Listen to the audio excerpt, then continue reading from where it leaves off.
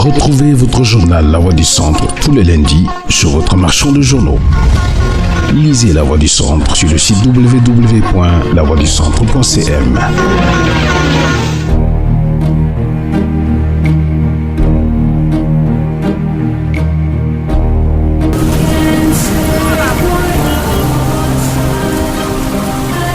C'est Dame Pluie qui accueille la délégation de la Maison internationale de la Mamie, venue à Tongolo porter secours à Megan et Mirande, deux sœurs violées depuis 2 ans par leur voisin de 17 ans.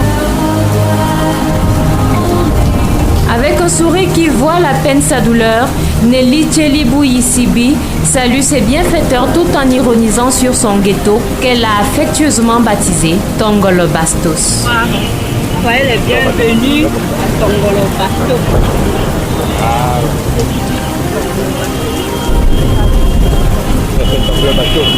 Pourquoi Tongolo Bastos? Tongolo Bastos, parce que nous on a dit qu'on quand il pleut, on ne sait pas pourquoi. On ne peut même pas passer. Parfois l'eau arrive.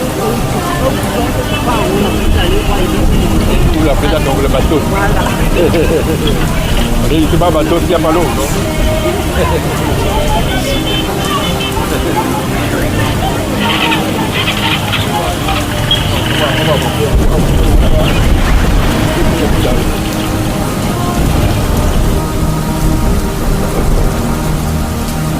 Extrait. Heureusement pour nous, la pluie qui vient juste de s'estomper n'a pas été assez abondante pour que les habitants de ce quartier aient les pieds dans l'eau cet après-midi. Nous prenons la direction du domicile de Nîmes. On a pris la pluie. Vous ne quittez pas la maison? Non, je ne sais pas.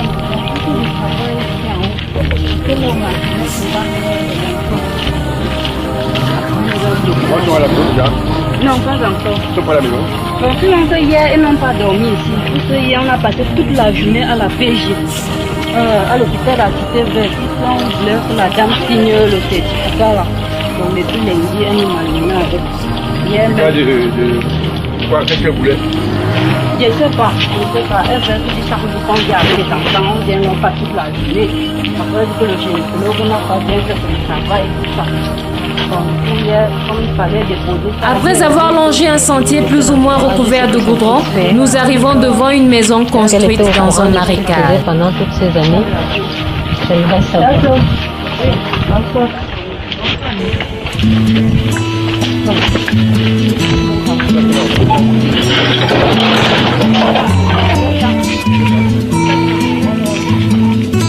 Nelly pousse une sorte de portillon bricolé à l'aide de vieilles tôles, de planches et autres matériaux de récupération par lequel l'on accède à l'enceinte du domicile familial. Une mini-cité de 3 chambres. La jeune femme et ses 3 enfants vivent dans une pièce d'à peine 2 mètres carrés sur 2, jouxtant une maison abandonnée. Les 2 victimes sont absentes. Leur mère veut les tenir éloignées de cet endroit cauchemardesque.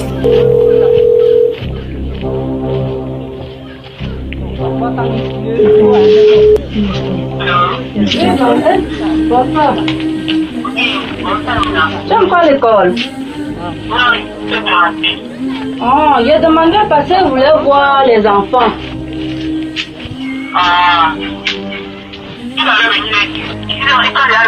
Oui, mais eux sont déjà là. Ah, c'est aussi ça le problème. C'est parce qu'elle n'est pas sûre au matin qu'il fallait les enfants, c'est qu'elle devait venir les chercher. Tu as la maison? J'ai oublié que c'est orange entier.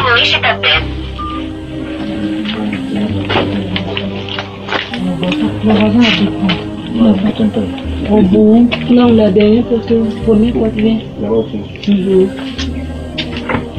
Ton téléphone sonne.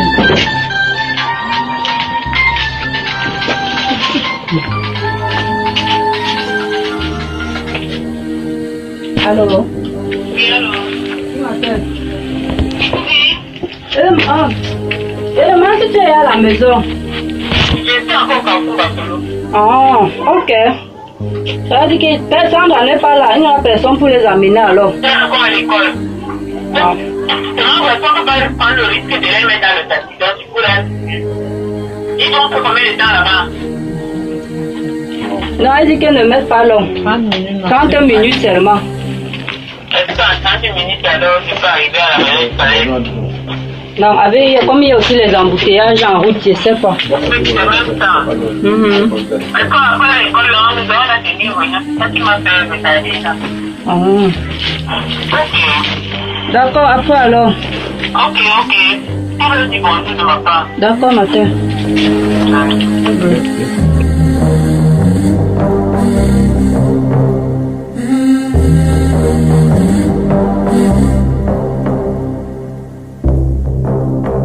Une fois chez elle, Nelly peut enfin se confier. Je vis vraiment l'enfer dans ce camp avec mes enfants. Parce que vraiment, je suis mère de 3 enfants, 2 filles, 1 garçon. Bon, ça fait 5 ans comme je suis ici. Je suis arrivée, je me suis confessée puisque bon, je n'ai pas de parents en tant que tel. J'ai vu la maman. Oui. Ça fait aujourd'hui 29 ans que je suis orpheline. Je suis orpheline. Voilà, de Bé, puisque le père lui vit au village. Donc je suis arrivée ici, j'ai vu la maman, nous sommes familiarisés ici. Bon, chaque matin quand elle sortait pour aller au travail, chercher le pain quotidien, je laissais avec les enfants et ses soeurs et frères, tout ça. Bon, c'est vendredi, à cela 2 semaines, vendredi, quand je rentre, ma fille m'interpelle, maman, je vais te parler. Je demande il y a quoi? Elle me dit, je vais te parler. Je dis que, ok, est-ce que toi tu me parles? Elle me dit que, maman, ça fait 2 ans comme tonton Bé dort avec nous. Je dis que, mais dormir avec vous, comment? Elle m'explique que non, quand on part à l'école, puisque il y a une qui est de matin, de midi. Il me dit que quand je suis de midi, il me dit va, allons à la maison, tu peux étudier. C'est comme ça qu'il vient là. Il dit que baisse tes habits, tu te couches, tu dors. Tu te couches, tu enlèves tes habits. Je dis que mais comment ça? Il me dit que oui maman. Je dis que mais depuis que j'entre ici, je demande toujours, quand on prie, il dit sujet de prière, pourquoi tu m'as jamais dit ça? Il dit que ça fait 2 ans qu'il abuse d'elle comme ça. J'appelle aussi l'aîné, je demande, il me dit que oui maman, pourquoi vous n'avez pas parlé? Elles ont quel âge toutes les deux? Bon, l'aîné a 11 ans. La deuxième a 9 ans. Je dis que mais pourquoi vous m'avez pas parlé? Il me dit que non, c'est parce que tonton B chauffait le couteau, il nous menaçait avec. Il a enlevé le détendeur, il allumait le feu, il nous menaçait avec le couteau.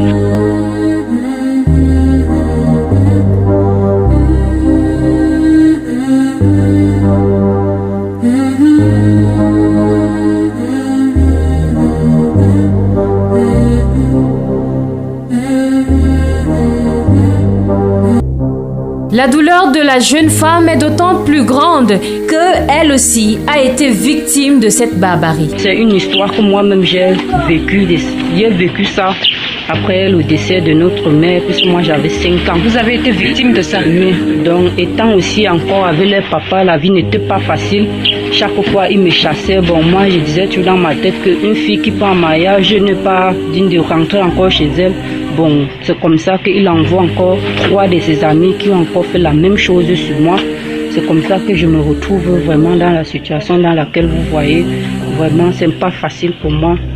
Parce que j'ai toujours eu à prier vraiment au Seigneur qu'il me donne la force pour pouvoir parler aux enfants, que ces enfants aillent en mariage étant avec leur dignité et tout, vraiment. C'est quand j'ai constaté que ce n'était plus ça, vraiment. Le choc était vraiment... J'ai été longtemps même malade, mais pour le moment, ça va. Que vous avez été venu à 5 ans. À 5 ans et à 27 ans encore. Marie encore. Donc du coup... 3 amis. 3 amis. Donc du coup, c'est le fils du procureur qui m'avait amené. J'ai fait presque 1 mois à l'hôpital, mais ça, c'est parce qu'on m'avait cousu. J'avais eu tellement de déchirures. C'est comme ça que je me suis retrouvée ici. Donc, les amis de votre mari vous ont voulu avec sa complicité? Avec sa complicité. Donc c'est comme ça que je me suis retrouvée.